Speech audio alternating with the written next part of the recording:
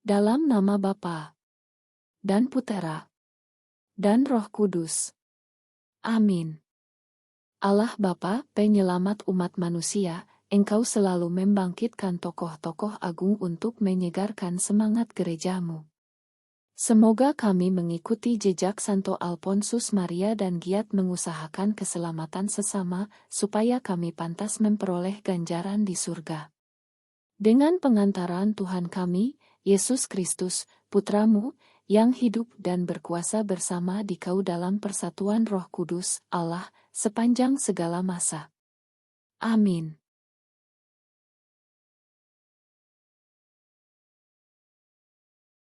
Hai Hananya, Tuhan tidak mengutus engkau. Engkau telah membuat bangsa ini percaya kepada dusta. Bacaan dari Kitab Yeremia. Peristiwa ini terjadi di kota Yerusalem pada awal pemerintahan Sedekia, Raja Yehuda, yaitu dalam bulan yang kelima tahun yang keempat. Nabi Hananya bin Asur, yang berasal dari Gibeon, berkata kepadaku di rumah Tuhan, di depan mata imam-imam dan seluruh rakyat, beginilah sabda Tuhan semesta alam, Allah Israel. Aku telah mematahkan penindasan Raja Babel. Dalam 2 tahun ini segala perkakas rumah Tuhan yang telah diambil dari rumah ini oleh Nebukadnezar, Raja Babel, dan yang diangkutnya ke Babel, akan kukembalikan ke tempat ini. Juga Yekhonya bin Yoyakim, Raja Yehuda, beserta semua orang buangan dari Yehuda yang dibawa ke Babel akan kukembalikan ke tempat ini, demikianlah sabda Tuhan. Sungguh, aku akan mematahkan penindasan Raja Babel itu. Lalu berkatalah Nabi Yeremia kepada Nabi Hananya di depan para imam dan seluruh rakyat yang berdiri di rumah Tuhan. Kata Nabi Yeremia, Amin. Semoga Tuhan berbuat demikian. Moga-moga Tuhan menepati perkataan-perkataan yang kau nubuatkan itu dengan mengembalikan perkakas-perkas rumah Tuhan dan semua orang buangan dari Babel ke tempat ini. Hananya, dengarlah perkataan yang akan kukatakan kepadamu dan kepada seluruh rakyat ini. Nabi-nabi yang ada sebelum aku dan sebelum engkau dari dahulu kala telah bernubuat kepada banyak negeri dan terhadap kerajaan-kerajaan yang besar tentang perang dan malapetaka dan penyakit sampar. Tetapi mengenai seorang nabi yang bernubuat tentang damai sejahtera, jika nubuat nabi itu digenapi, maka barulah ketahuan bahwa nabi itu benar-benar diutus oleh Tuhan.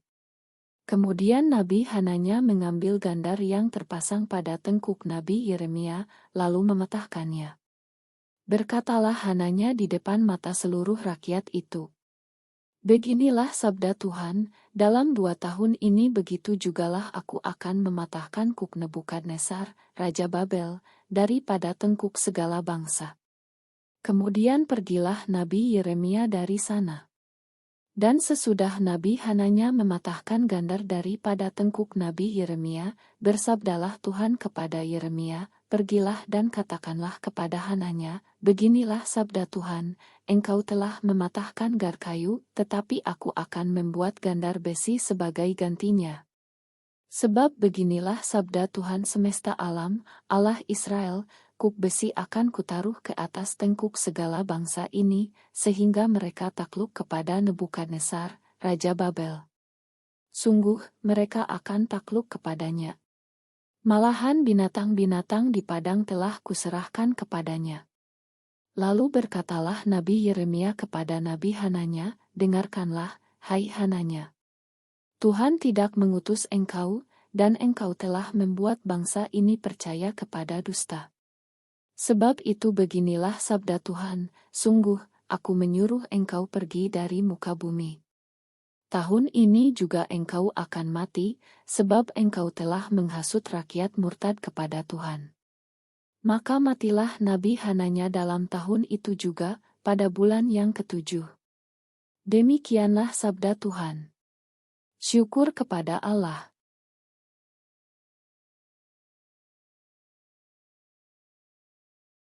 Tuhan beserta kita, sekarang dan selama-lamanya. Inilah Injil suci menurut Santo Matius. Dimuliakanlah Tuhan. Mereka semuanya makan sampai kenyang. Sekali peristiwa, setelah mendengar berita pembunuhan Yohanes Pembaptis, menyingkirlah Yesus dengan naik perahu. Ia bermaksud mengasingkan diri ke tempat yang sunyi. Tetapi orang banyak mendengarnya dan mengikuti dia dengan mengambil jalan darat dari kota-kota mereka. Ketika Yesus mendarat, ia melihat orang banyak yang besar jumlahnya.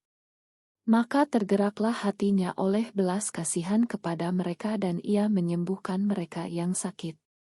Menjelang malam, murid-muridnya datang kepada Yesus dan berkata, "Tempat ini sunyi dan hari sudah mulai malam. Suruhlah orang banyak itu pergi supaya mereka dapat membeli makanan di desa-desa." Tetapi Yesus berkata kepada mereka, "Tidak perlu mereka pergi. Kamu harus memberi mereka makan." Jawab mereka, "Pada kami hanya ada 5 buah roti dan 2 ekor ikan." Yesus berkata, "Bawalah kemari." Lalu disuruhnya orang banyak itu duduk di rumput. Setelah itu diambilnya 5 roti dan 2 ikan itu. Sambil menengadah ke langit dicapkannya doa berkat, dibagi-baginya roti itu dan diberikannya kepada murid-muridnya. Para murid lalu membagi-bagikannya kepada orang banyak.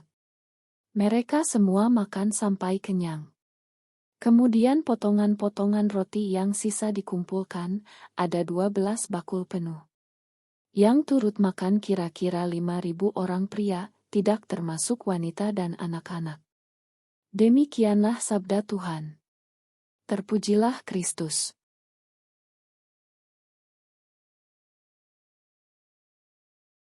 Rasa berdiri sering digunakan dalam bahasa sehari-hari untuk penekanan khusus. Berdiri berarti diperhitungkan, dan kedengarannya agak heroik, menggigit juga berarti tidak nyaman. Ketika semua orang ingin duduk dan merasa aman, apakah kita ingin berdiri dan terlihat seperti ibu jari yang sakit, dan bahkan merasa seperti ibu jari yang sakit? Dalam bacaan pertama, kuk yang dikenakan Nabi Yeremia adalah simbol yang harus diserahkan rakyat kepada Babel. Itu akan memungkinkan mereka untuk beristirahat dari ancaman pemusnahan dan juga untuk secara perlahan memikirkan kembali hubungan mereka dengan Tuhan dan untuk bertobat.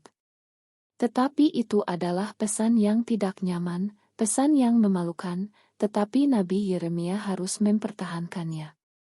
Tetapi Nabi Hananiah mematahkan kuk dan meri orang-orang pesan yang lebih nyaman dan dapat diterima, dan itu pada akhirnya menyebabkan bencana. Sejarah kekristenan dibumbui dengan orang-orang yang berdiri dan berbicara kebenaran yang keras daripada duduk diam dan tetap nyaman. Tetapi jika semua orang Kristen berdiri dan berbicara kebenaran, terutama kebenaran yang keras, seluruh dunia perlahan-lahan akan bangkit. Kita perlu memohon kebijaksanaan kepada Tuhan untuk mengetahui kebenaran dan keberanian untuk memberitakannya dengan kasih.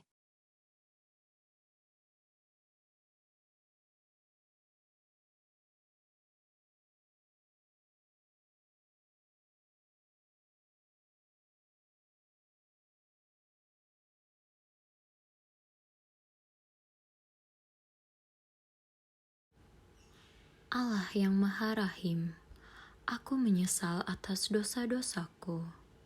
Aku sungguh patut Engkau hukum, terutama karena aku telah tidak setia kepada Engkau yang Maha Pengasih dan Maha Baik bagiku.